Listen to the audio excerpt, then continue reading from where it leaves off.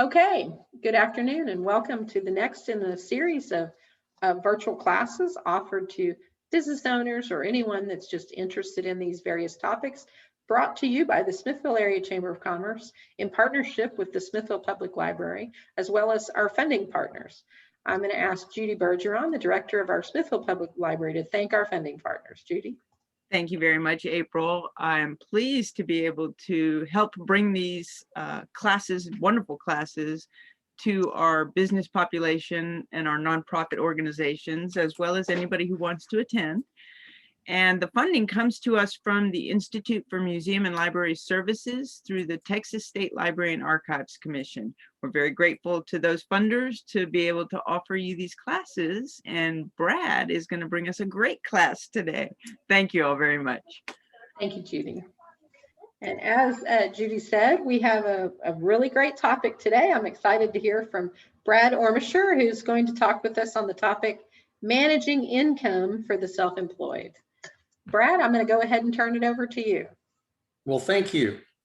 My name is Brad Ormischer. I'm with 3 Points Financial Coaching, and we help individuals and couples who are anxious about money, and we help them manage their income, eliminate debt, and save for future goals.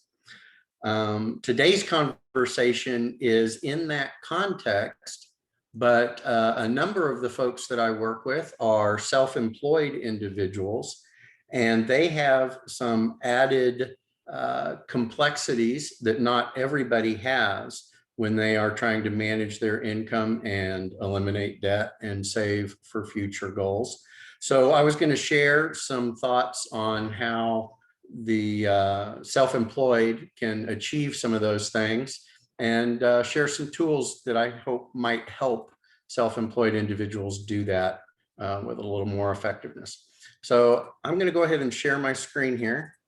Brad, while you're doing that, I want to remind everyone that's on the class today to feel free to submit questions via the chat box that's at the bottom of your screen.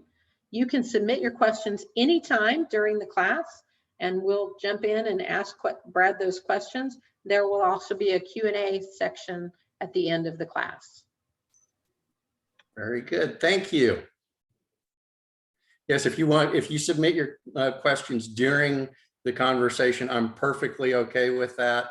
I hope that April will help me be aware of them, and so we can pause and answer anything that might come up.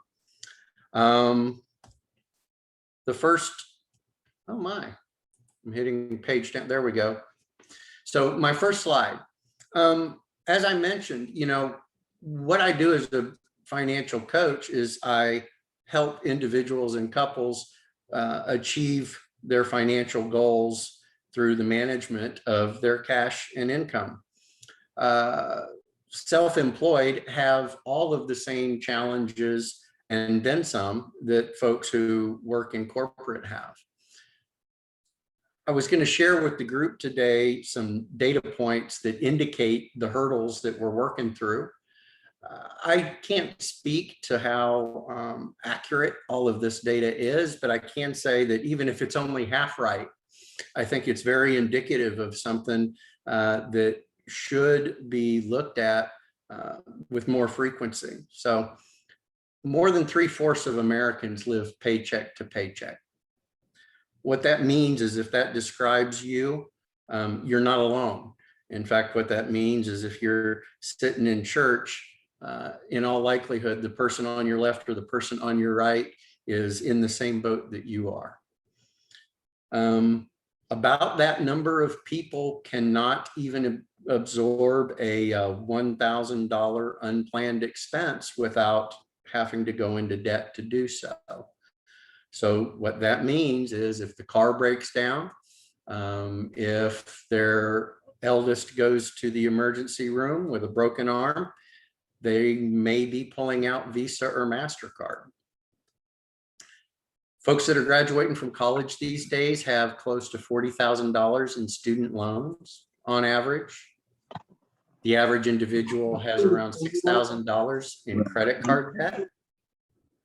And not pictured here, but the average American has about $90,000 in debt in total.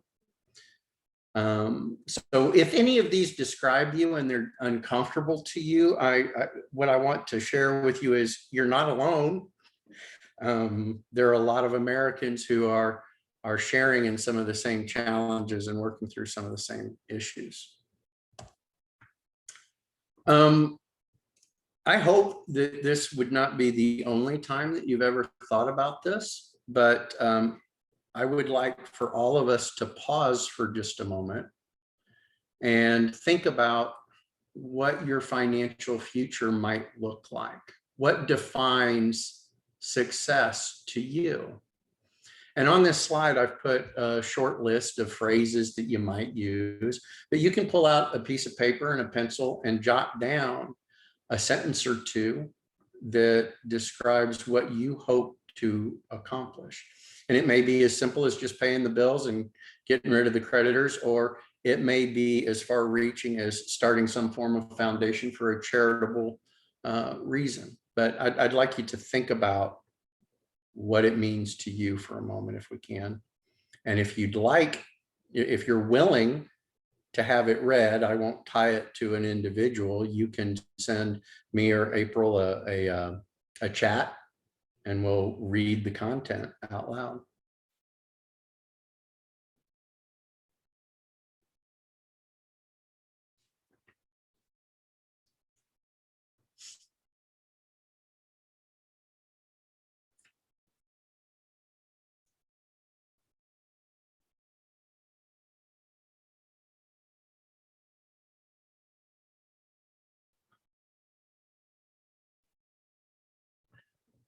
I hope if you're not sending me a chat, you're at least jotting down some thoughts. Oh, look at that. There's a couple. I see, and they send them to everyone, so they must be okay with us reading them. Open a small business that is meaningful to me. Be able to take care of my family now and when I'm gone, and on the outside to quit working sometime.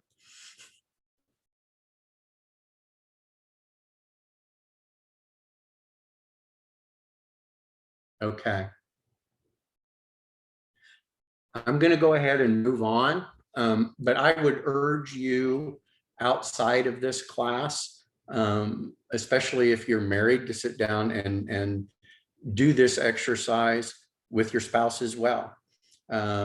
It's important to have a vision for where you're headed, particularly when the going gets a little bit tough. Oh, look here. Be able to help my adult child buy a home. Outstanding. Okay, I'm going to move on now. How do you get to the achievement of those goals? Well, I will tell you that success is largely based on your behavior. And when I say your behavior, I mean day in and day out. What you do every day, every week, every month for the next 10, 15, 20 years is what's going to make the difference. I'm sure we're all familiar with the tortoise and the hare. And I am very much of the mindset that the tortoise, every time I've read that book, the tortoise has won. And I believe there's a reason for that. Today, we're not going to focus so much on the behavior. Today, we're going to focus on some of the knowledge, and hopefully some of that knowledge would put into place some processes that would assist you in your day-to-day discipline and behaviors. Okay, so I hit page down just a little quicker than I wanted to. So the next segment of this presentation is all going to be pictures of steps in a bigger process of how I imagine a self-employed person might manage their income stream to their benefit. I'm going to introduce a topic each time a new picture comes up. If you have any questions about it, please stop me before I go on to the next picture if you can, and I'll try to address them as we go. So the very first item here is a business checking account. It is imperative that if you are self-employed or running a small business, even under a different construct, that you separate your business from your personal finances. I can't tell you how many folks I've met who are running both the grocery and the home budget and their small business out of a single checking account. So this means that the rent that you're paying for your office space comes out of one fund. And it means that when you go to the grocery store, it comes out of a different checking account. Oops, I'm hitting page down. Give me a second. Technical problems here. There we go. Okay. The second idea is that a self-employed individual needs to manage ahead of their tax bill. So what I mean by that is I urge the folks that I work with who run their own small business or are self-employed to work with either a CPA or a tax planner of some sort to produce an estimate of what they're going to have to pay quarterly and or annual. And often we'll even work together to get a percentage basis so that as their income fluctuates, they can manage this liability going forward. But the key point here is that I urge the self-employed to put aside all self-employment tax, all personal income tax, and if appropriate to their business, all sales tax each month. Not quarterly when it's due if they're doing estimated, and certainly not annual when the end returns are due, but every month. For most, I have found that somewhere between 20 and 30% of gross profit is a reasonable target if a CPA, accountant, or other tax preparer isn't able to give you more refined guidance than that. I myself am not a CPA, so I prefer that you go get help with coming up with what that number should be for your personal situation. I do suggest that you put the taxes in a separate account so that it's there when you need it. It's amazing how if it stays in the checking account, it might just evaporate. And that's what that picture is trying to depict. Any questions on the taxes? Okay. The next point here is about having a business budget. Some folks can do this very simply on their own or with a little bit of guidance in an Excel spreadsheet and just maintain a plan every month, every quarter, every year for the expenses that they're going to have. The more complicated your business gets, it may require the assistance of a bookkeeper, particularly if you're talking about job accounting and inventory and things of that nature. But there are some concepts that span regardless. And they are, and I urge my self-employed folks to be aware of these categories. The first is fixed expense. So if you have office rent, if you have utilities, if you have insurance, things that you have to pay regardless of how much money comes in, you should be familiar with what that number is month in and month out. The second is variable. And these are things that only happen when business happens. So if you're a contractor, this might be materials. If you're a realtor, this might be some brokerage fees. But this is something that if you're not making any money, if no money's coming in the door, you probably won't be paying these expenses. But every time money comes in the door, these expenses will happen. The third bucket that I urge folks to think about is discretionary. Discretionary is stuff you probably ought to be doing, but frankly, you can get away without doing in a pinch. Think about things like advertising or traveling to that annual convention. These are things that don't happen every month necessarily, or certainly not at the same level every month. They aren't tied to revenue. And if you needed to, you could reduce them or increase them as conditions meet. Any questions about a budget and what it helps us keep track of? Wow, quiet bunch. Okay. All right.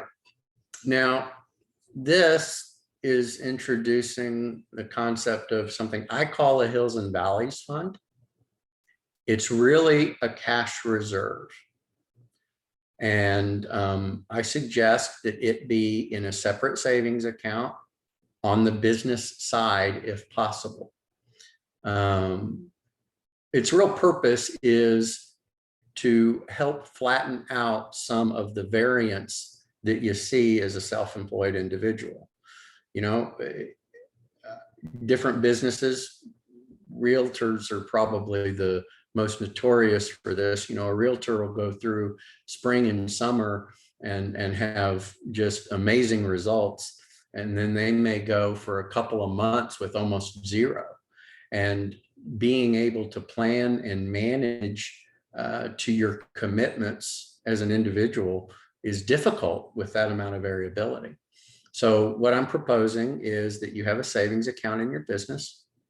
On good months, you put money in it. In bad months, you take money back out of it. And certainly the nature of your business, the nature of your expenses, and the variability of your revenue play into all this. But as a rule, I would propose that somebody make sure that they have fixed expenses for some number of months. So what do I need to have to pay the rent and pay my insurance and keep my doors open for some period of time? And they have a similar period of time for how much do I have to live on my paycheck? And I propose that if that's 1 month, 2 months, it depends on how variable your business is, that you put that multiplier of your minimum business expenses and your minimum living expenses into a Hills and Valley Fund, so that when the lean times come, you can keep the doors open and you can go to the grocery store. Any questions about that one? Wow, still a quiet bunch. Guys, I didn't warn you, but I'm going to tell you now, when I get to the end of all these pictures, I'm going to give some examples and I'm going to ask people to do a little bit of math and answer some scenarios. So be ready with your pencil and paper when I get there. That's coming. The next introduction here is your personal checking account. Again, separate from your business account. But what that's representing is your salary. You're self-employed for a reason. You need to pay yourself. But I think it's important that folks target a planned, consistent amount, maybe monthly, maybe twice a month. The exact frequency is a point of personal preference. But in order to be able to manage both your business and certainly your household, it's important to be able to rely on some level of consistent income. And so I propose that you write yourself a check, put it into your personal checking twice a month for this same amount every time you do it. And that amount, of course, will be based on what your business can support, as well as your personal needs. Takes time to figure out exactly what that number needs to be. But after 6 months of managing to it, most of the folks I work with are able to arrive at a really steady state number that they're able to maintain.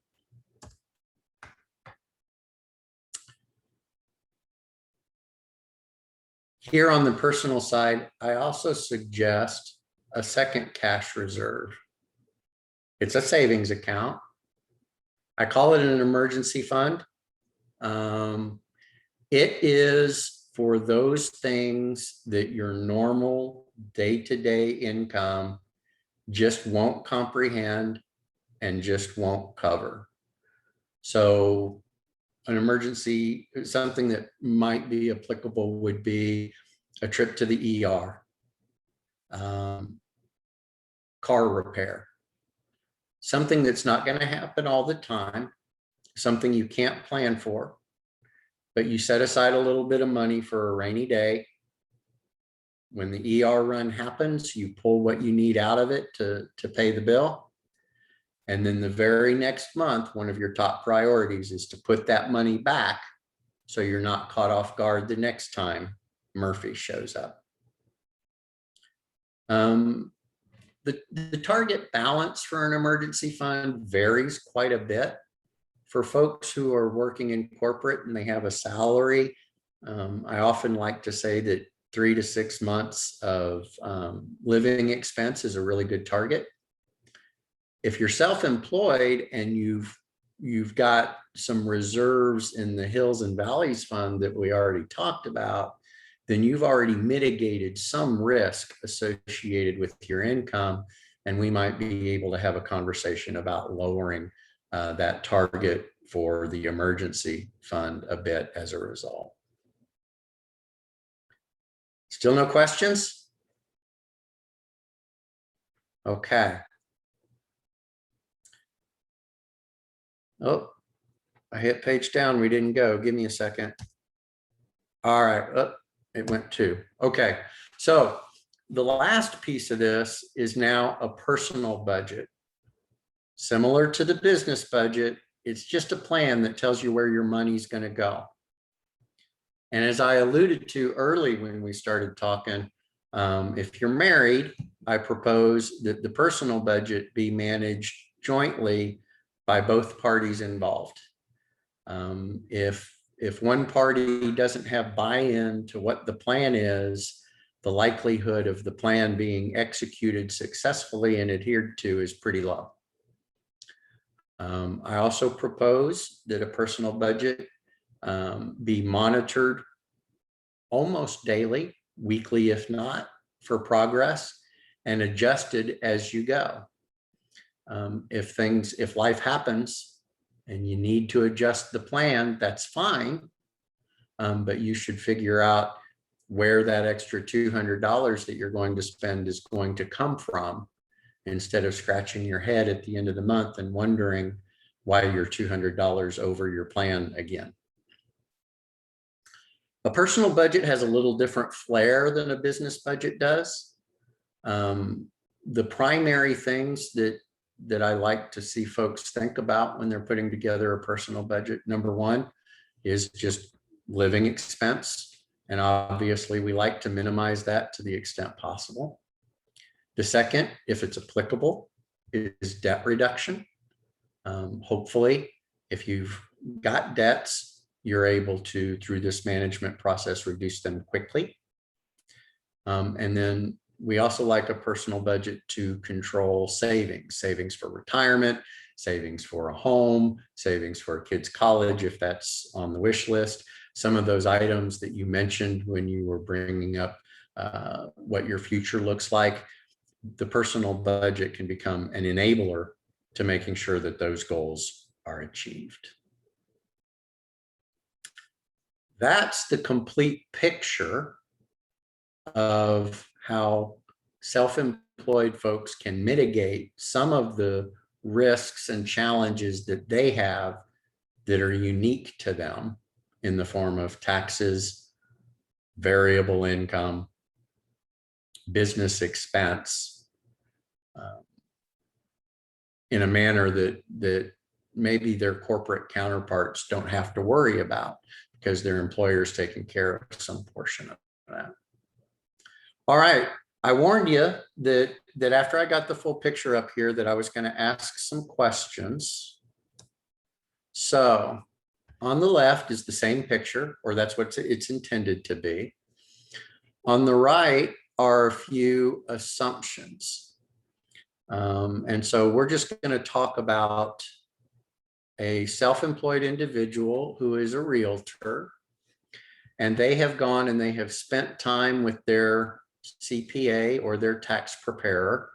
And they've come to the conclusion that as long as they stay within a reasonable range of income, that their tax bill for both self-employed and personal income tax will be somewhere around 25% of their total profit. They've been living with a personal budget for about 3 or 4 months. So they've refined what it really takes to run their household. And they've come to the conclusion that they can do it consistently on about $5,000 a month. Realtors have pretty variable income. And so they've sat down, the realtor in this example, I guess you, have sat down and looked back over history and come to the conclusion that in a bad period, they may go as long as 2 months, only being able to bring home about $2,500 because the income is lower than average. So that just speaks to the nature of the variability of their business. They can keep the doors open on just $1,000 a month. They've got a little office space and maybe some insurance premiums, but not a whole lot of overhead. And in July, they brought in $10,000 in commissions with $2,000 worth of expense. And because they've been doing this for the last 6 months or so, they've got their Hills and Valleys fund is at about $5,000. So if that's the backdrop, what I'm going to do is I'm going to ask some questions. And if you feel so moved, please feel free to pull out your pencil and jot down your thoughts on the answer and send it to chat. And we'll talk about the answers that we see come up. So my first question is, what might be a good target balance for this individual for their Hill and Valleys fund? And what I mean by that is, what would they like for their Hills and Valleys fund to have in it? So remember, we talked about it should have some number of months or some time period of salary, and it should have some time period of minimum business expenses to see you through a reduced revenue.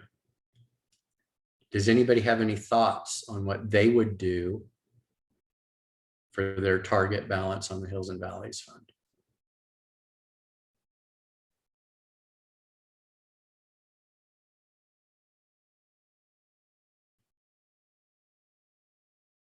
Okay, April. April comes out with a number. So April, do you mind sharing with the group how you arrived at that number? Well, so based on what you were saying is you think it should be a minimum of 3 months of their, what they see as their living, what they need to maintain their, is it to maintain their business or to maintain their personal, or both? Glad you asked. So to clarify, 15K would probably be a really good target number for the emergency fund down on the personal side, because that's 3 months of their living expense. And we could discuss whether that was too much or too little, but that might be a great target for the emergency fund. For the Hills and Valleys, what we're really trying to do is make sure that the business stays open and the paycheck keeps coming. So for that purpose, we would use their personal salary of $5,000, and it costs $1,000 a month to keep the door open. So if I want to keep the door open and pay myself for 1 month, it's going to cost $6 grand. If I need to be able to do that for 2 months, it's going to cost me 12. You see how I'm doing that? Yes, absolutely. I tend to advise here at my business that we have at least 6 months worth of reserves. I guess what you're calling a rainy day fund, but it is our policy to have 6 months worth of reserves at all times. Do other folks on the call have a target time frame that they put into reserves for something like a Hills and Valleys like that.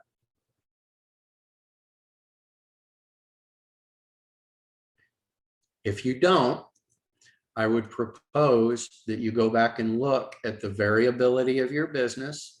In this case, the bare minimum for this individual should probably be 1 month, because they have a history of going for 2 months at 50%. So if they went through that same dip again, they would have to have a full month of salary and a full month of fixed expense to keep the doors open and pay themselves. Now, that's a bare minimum. If they were able to, I would suggest that they go to at least 3. And as April mentioned, her policy is 6. But if you're just getting started, you want to look at what it's going to take to keep your doors open and keep your family able to go to the grocery store and make sure you can see yourself through the degree of variability that your business has exhibited in the past.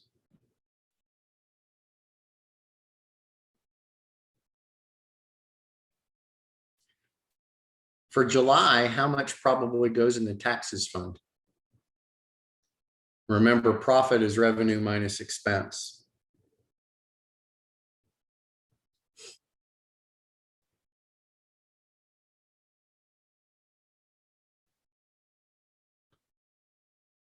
Anybody?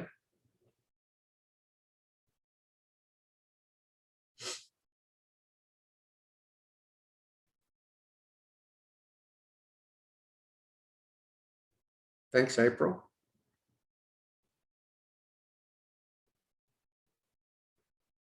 Anybody else? April gave us the answer the last time. We'll see if anybody else wants to jump in.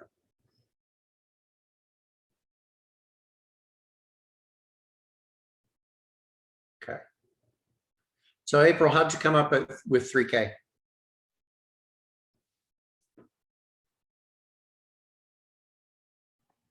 Well, you're wanting to set aside 25%, right? Yes, ma'am.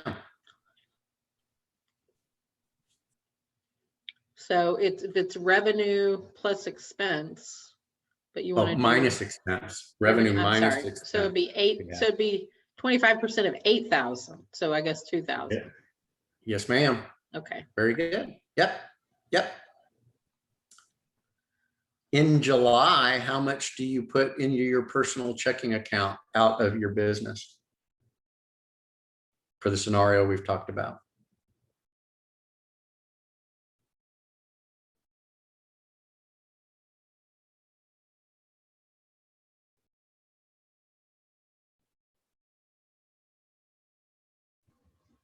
I just want to be clear that I was told there would be no more math after I graduated from college.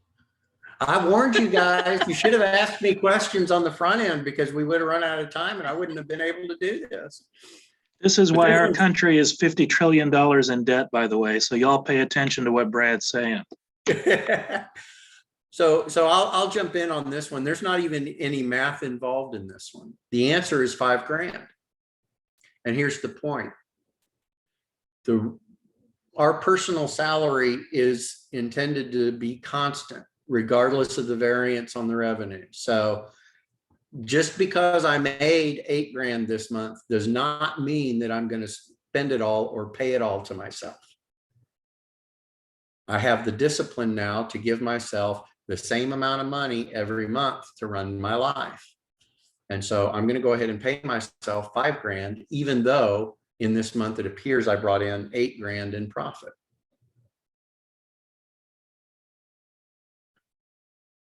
Okay, so now here's some math, but I'll help you some with the math. I'll get us halfway down the road. So if we brought in 10 grand and 2 grand of it went to business expense and 2 grand of it went to taxes, we've now got 6 grand left. 5 grand of that went into my personal checking account as salary. What am I going to do with the extra $1,000?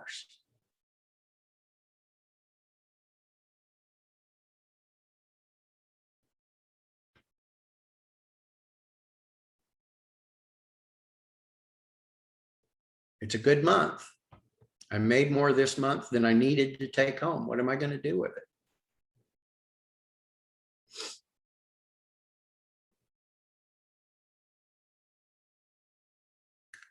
Thank you, Judith, or Judy, I guess you answered to. Yep, I'm going to put the $1,000 in my Hills and Valleys fund, so that next month, when I don't make $8,000, I can still pay myself and keep the doors open.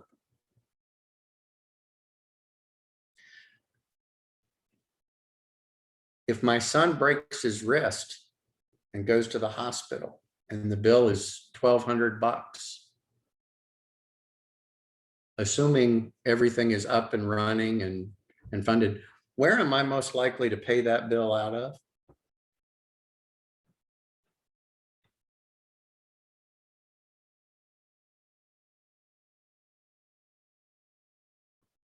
Thank you, April. Yes.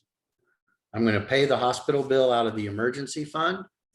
And next month, I'm going to go and scrub my personal budget to figure out how I can pay that back so I have it there the next time. Guys, I didn't mean for these questions to be painful or for the math to be painful, but I was hopeful that they would help illustrate why the structure is what it is and how it works. Oh, does this presume no health insurance? Not necessarily. I do suggest that self-employed folks address health insurance. But generally speaking, I found that a high deductible health insurance plan usually is where we wind up, and high deductible insurance plans won't kick in for a broken arm for $1,200, unfortunately. Any other thoughts or questions, guys, on these pictures? Okay. I'm just going to break in rather than trying to quickly type in. I would like to hear from you.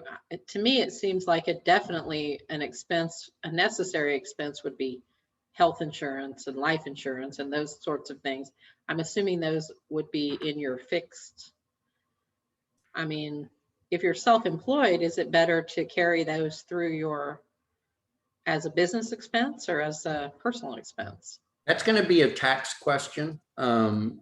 If you can structure it as so I'm going to pause and just say, I would rather have an accountant answer that question than me answer that question, because there are taxing implications involved. And I think it probably very. Sure. Okay, I'm sorry. I think the reason I'm asking that question for those people that are listening in today is from a financial point of view, does it make sense to plan to have at least health insurance so that your emergency fund is not what you're relying on for those big expenses? So yes, health insurance for the family, life insurance for any wage earners. Generally, we recommend 10 times the annual salary in life insurance benefit. And we generally recommend that be term insurance as opposed to whole life or universal. And the reason for that is the premiums are lower and you can invest the difference and more than make up for the insurance side of that equation. On the medical insurance, I mentioned high deductible. Usually recommend a high deductible plan and an HSA if you're able to structure that. As self-employed, sometimes that may be difficult to do, but there are companies that will help you do that sort of thing. The strategy there is that you have a high deductible plan, so the premium is low, and then you put the difference in that premium into the HSA tax-free, and that HSA serves, you can almost think of it as a 401k for medical expense. You put that extra money in there. When you need to pay that deductible, you get to do it tax-free out of that savings account that you've created. If you don't use it, it rolls over, and you can roll it over indefinitely and use it in your old age when you have more medical bills than you do when you're young. And then the last insurance thing that I get pretty adamant about is long-term disability. I'm not big on short-term, but I'm very big on long-term. Short-term disability, if you've got a good emergency fund, you've got a good Hills and Valleys fund, you should be okay. But long-term disability covers us in the event that we can't support ourselves for an extended period of time. It usually kicks in after about 6 months. You can go buy this from a third party. If you're given the option, I would pay for it with after-tax dollars, which is unusual. Usually you hear people say do everything with pre-tax dollars, but for long-term disability, I suggest pre-tax dollars, because if you pay for that premium with pre-tax, all of the benefits are tax-free. So you're effectively getting a boost on the policy benefit. I suspect there are other insurance considerations, but those are the big ones. Is that helpful? Yes, thank you very much. You bet. Okay, I'm going to continue. We're almost home though, guys. So here are the big bullet points that I urge self-employed folks to think about in terms of managing the cash flow of their income. You need to separate your business and your personal. You need to manage your household budget if you're married with your spouse. But if you can't get a handle on what your living expenses are on an ongoing basis, the temptation to rob your business every time something happens on the personal side is just too high. Set aside taxes every month. Work with a bookkeeper or a tax prep individual, or look at your tax history and come up with your own estimates. But you want to set aside money every month so that when your estimated payments and or the return at the end of the year show up, you're not caught off guard. Pay yourself a consistent salary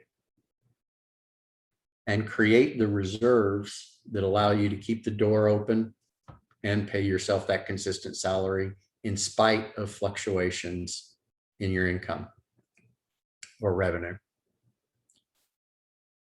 Implement a business budget.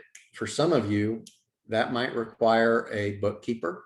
For others of you, it's as simple as looking back through your expenses on a monthly basis and putting together a forecast and plan of what those expenses are going to be going forward, and separate them by fixed, variable, and discretionary if you can. And lastly, on the personal side, have cash reserves so that when Murphy shows up, you're not having to go rob your business to pay a medical bill or pull out the credit card to pay a medical bill if you can help it. If you do all these things, you will make more progress on reducing your debt and building your wealth. You will reduce your anxiety associated with slow sales. And especially if you're married, there will be less friction at home about the money. I'm open for Q&A now. That's everything that I came prepared with.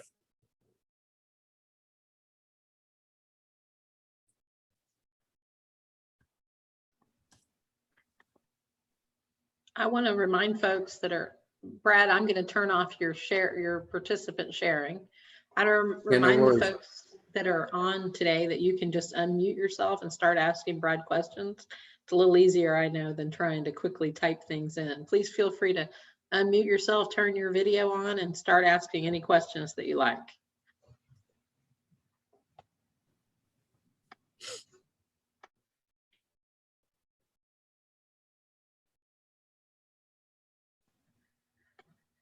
While we're waiting for, oh, go ahead, Judy. You have a question? I was just wondering, if you do work for someone else and you get a regular paycheck, but you have a side business, that you run, would you adjust those balances that you're looking for on that side business? Would you like put less in your personal fund or less in your hills and valleys? So the emergency fund side of the equation would probably remain what it is. But in answer to your question, yes, the hills and valleys will be dictated by the business characteristics. And so if that business is only throwing off, because it's a side business, it's throwing off $1,000 in income or $500 in income per month, and it only costs $150 to run, then your hills and valleys fund is going to be substantially smaller, and it's going to be dictated by the business. And it's also dictated to some extent by the risk. If it's 100% upside and that sidebar business does nothing but fund your vacations, then you can have you can look in the mirror and come to terms with, if I have a bad month or two, it may postpone my vacation for a month or two and move on. If you're living on it and you require it to go to the grocery store, that's quite a different conversation. Anybody else?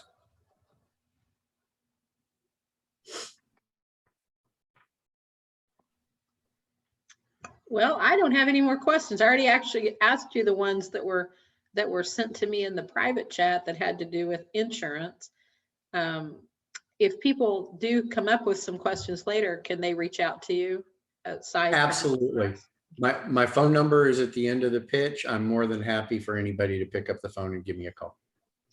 And I'll remind those of you, thank you, Brad. I'll remind those of you that are watching either live or later in the recorded version, that this class is available online on the Smithville Area Chamber of Commerce website, smithvilletx.org, as well as on our Facebook page and on the Facebook page of the Smithville Public Library. Brad, I really appreciate the class that you gave today. I am employed at a nonprofit that's been here for many years in the Smithville area, and we've worked really hard to carry a lot of these business practices forward, including reserves and emergency funds and monies in money markets and things. And let me tell you, this planning made a huge difference during COVID, because boy, we didn't expect that to come up. And that was, you talk about a Murphy's Law, that came up out of nowhere. And an organization like the Chamber that relies heavily on events, and suddenly you can't have any events, fundraising and that sort of thing, where we all get together and shake hands. Following this kind of plan makes a big difference, as well as I own a business here in town, and these policies, your hills and valleys and your emergency fund and the HSA account, all of that is enormously necessary, especially when the business that I run on the side, my side business, as Judy calls it, is a community theater that relies on people getting together in an audience to watch a play. So if your husband relies on that for his personal self-employed income, having an emergency fund and a Hills and Valleys fund is absolutely essential. Thank you. Yes, so thank you. I really appreciate your time, Brad, and thank you all for being here. And that concludes our class today. Thanks, everybody.